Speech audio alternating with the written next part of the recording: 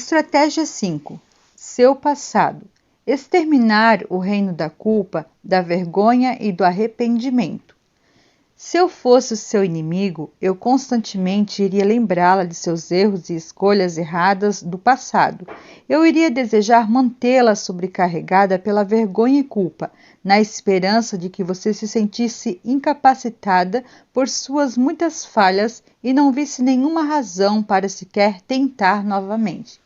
Eu iria trabalhar para convencê-la de que você já teve a sua chance e a desperdiçou, e que o seu Deus pode ser capaz de perdoar algumas pessoas por algumas coisas, mas não você, não pelo que você fez. É horrível e é pessoal. Um ataque injustificado, indesejável e pessoal, usando o seu passado perdoado para criar buracos em seu futuro.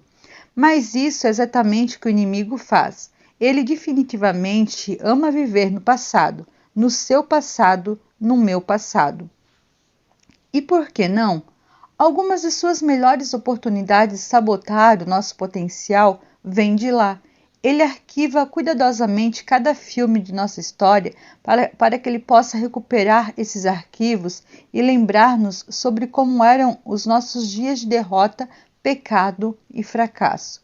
Você já os viu, assim como eu, 1 milhão de vezes. Se a sua vida se parece com a minha em qualquer coisa, eu imagino que ele tenha transformado todos os cômodos da sua casa em uma sala de projeção em um momento ou outro, exibindo um de seus velhos favoritos na tela, para sua diversão e para nossa vergonha e constrangimento humilhante. É doloroso assistir, mesmo em reprises, especialmente em reprises, porque cada vez que ele promove uma reexibição é com a intenção de zombar de nós novamente, difamar-nos, fazendo-nos sentir não perdoadas e imperdoáveis tanto quanto possível, e em seguida até mesmo aponta o dedo para todas as outras pessoas mais culpadas do que nós por tudo o que aconteceu. Se nós não nos sentirmos julgadas, ele vai tentar transformar-nos em juízes. Ele cria uma cena e tanto, e de forma bastante deprimente, principalmente porque, como ele adora nos lembrar, fomos nós que providenciamos o material para ele trabalhar. Em circunstâncias mais construtivas, nós até poderíamos realmente ser capazes de aprender algo com isso, ver uma outra forma de lidar com aquela situação que poderia ter evitado o que finalmente aconteceu, a fim de não agir tão precipitadamente da próxima vez. Poderíamos ser capazes até de ensinar a partir dessa experiência, orientar outros que um dia poderão enfrentar o mesmo conjunto de opções, os nossos filhos, por exemplo, em direção a uma atitude que resulte em algo mais favorável para eles. Mas nas mãos do inimigo será sempre um filme de terror, corra dele, fuja dele, tentando fazê-la viver e reviver a mesma angústia diversas vezes, sem resolução, apenas um medo e um sofrimento persistente, nunca fora do alcance de sua reaparição acusadora, sempre em risco de reaparecer num susto, justamente quando pensávamos que nós e Deus já tínhamos finalmente colocado um ponto final na situação.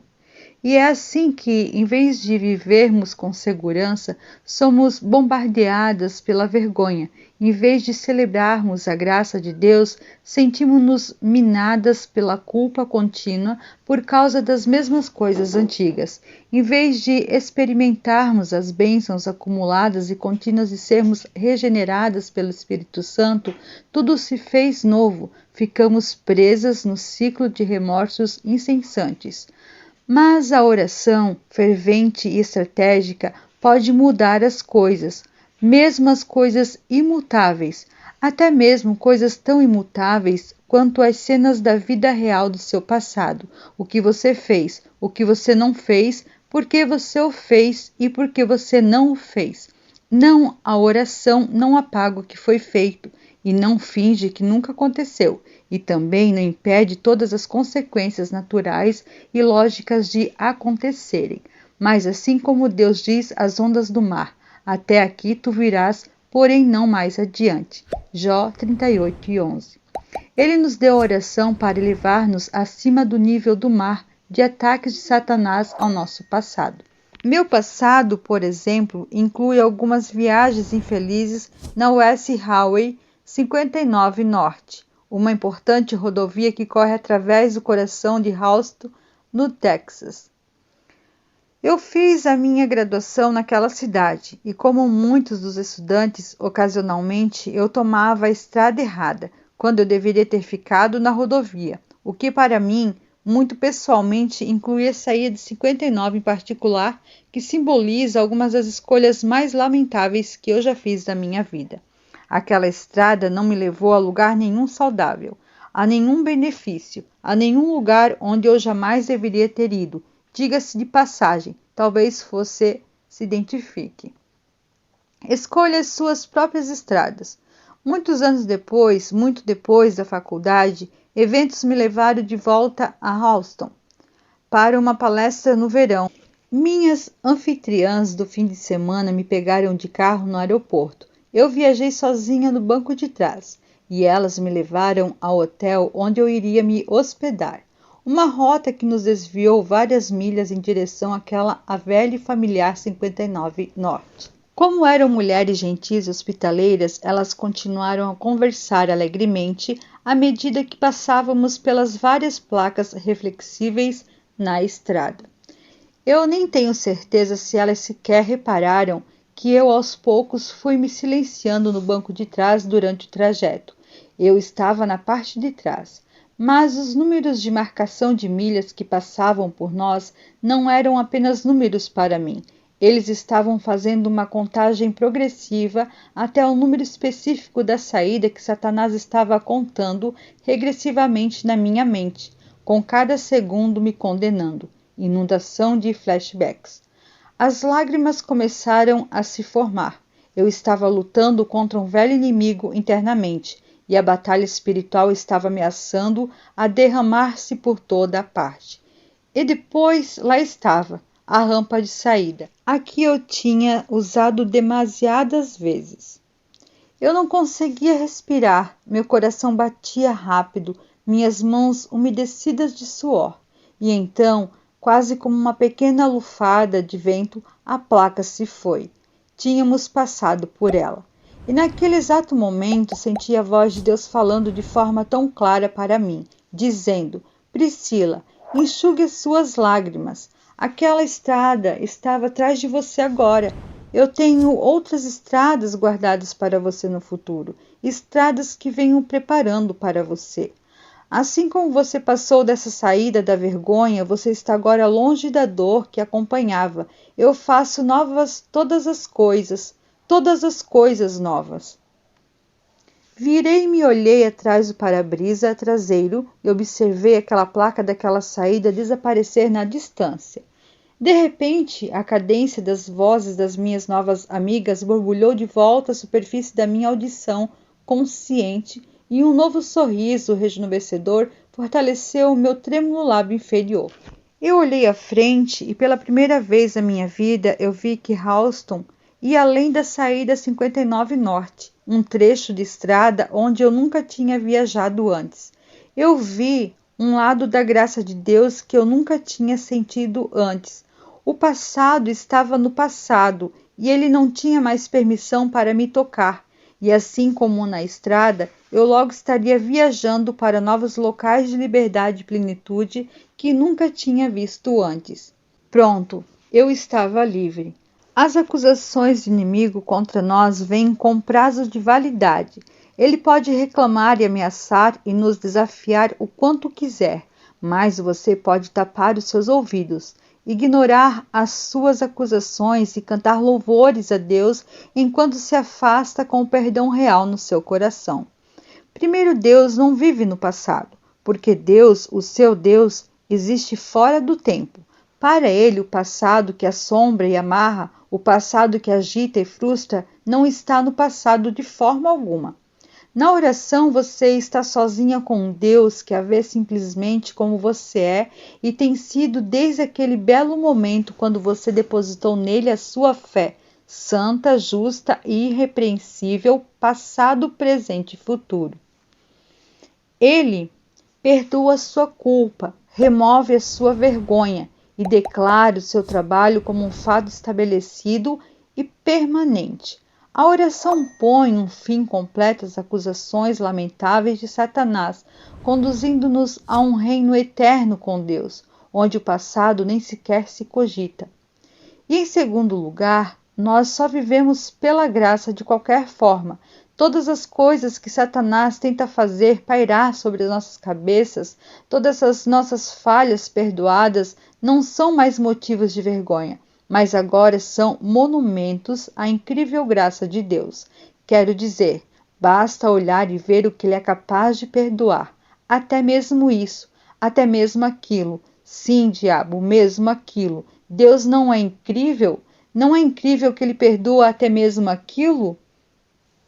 A glória que nosso Deus recebe e receberá eternamente por ter salvo as nossas almas não vem de todo o bem que fazemos por Ele. Sua glória vem de criar pessoas de pureza e paixão espiritual que um dia fizeram coisas assim como nós fizemos, como você fez, como eu fiz. Então fala, diabo, porque quanto mais alto você procurar atacá-lo, mais você estará mostrando a largura, o comprimento, a altura e a profundidade. Efésios 3:18, do amor de Cristo estendido em minha direção. Satanás pode ser o acusador de nossos irmãos e tudo o que ele quiser ser. Apocalipse 12:10. Mas ele não pode mudar o que a cruz fez para jogar todas as suas acusações por terra, até a última delas, com uma precisão inegavelmente divina. Mais uma vez, uma das qualidades que faz com que o Evangelho seja tão real e tão grande é que ele não elimina o nosso passado, mas lida com ele de forma completa. Deus o perdoa, ele o muda, ele transforma toda aquela confusão nessa enorme montanha de graça que nos leva cada vez mais alto e para mais perto dele. Então, agora, em vez de ser uma razão para vergonha, culpa e arrependimento intermináveis, nosso passado é razão para adorarmos e testemunharmos incessantemente, e para uma oração contínua, grata e sincera. Convite à oração. Eu tenho consciência de que quando eu trago à tona o assunto do passado, eu não faço a mínima ideia do que esse período de tempo representa para você.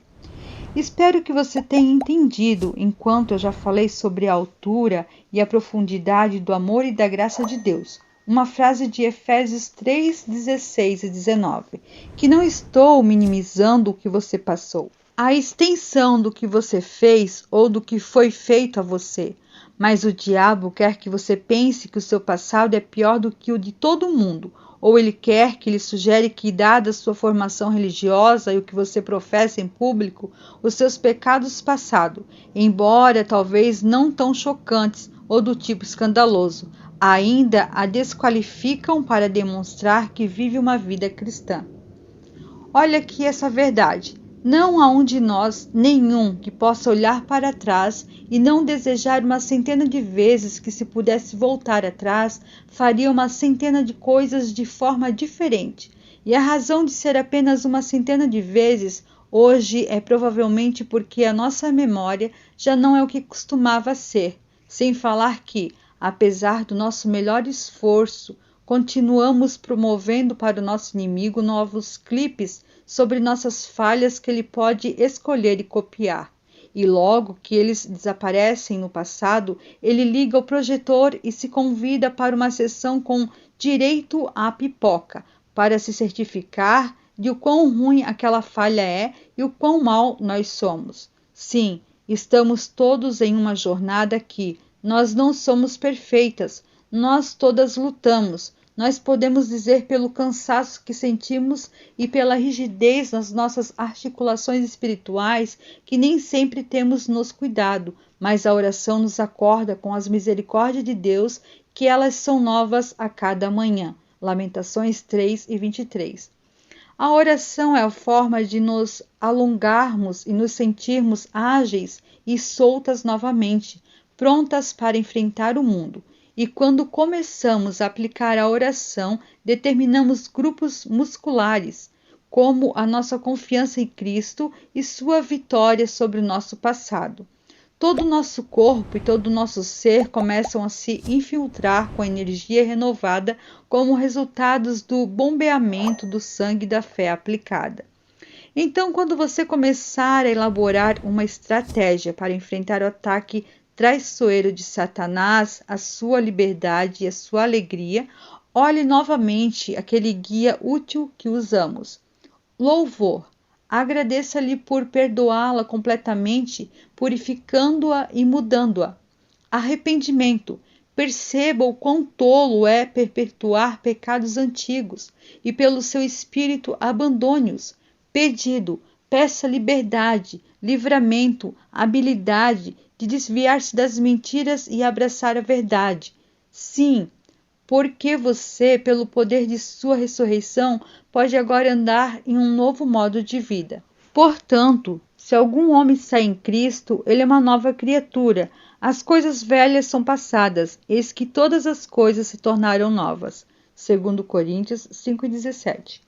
E vos vivificou, estando mortos em transgressões e pecados, nos quais no passado andaste segundo o curso deste mundo, segundo o príncipe das potestades do ar, do espírito que agora opera nos filhos da desobediência, entre os quais também todos nós tínhamos conversas em tempos passados nos desejos da nossa carne, fazendo a vontade da carne e da mente, e éramos por natureza filhos da ira, como os outros também. Mas Deus, que é rico em misericórdia, pelo seu grande amor com que nos amou, estando nós ainda mortos em nossos pecados, nos vivificou juntamente com Cristo. Pela graça sois salvos. Efésios 2, 1-5. Portanto, assim diz o Senhor, o qual faz um caminho no mar e uma vereda nas poderosas águas. Não vos lembreis das coisas passadas, nem considereis as coisas dos tempos antigos. Eis que eu farei uma coisa nova, agora ele surgirá.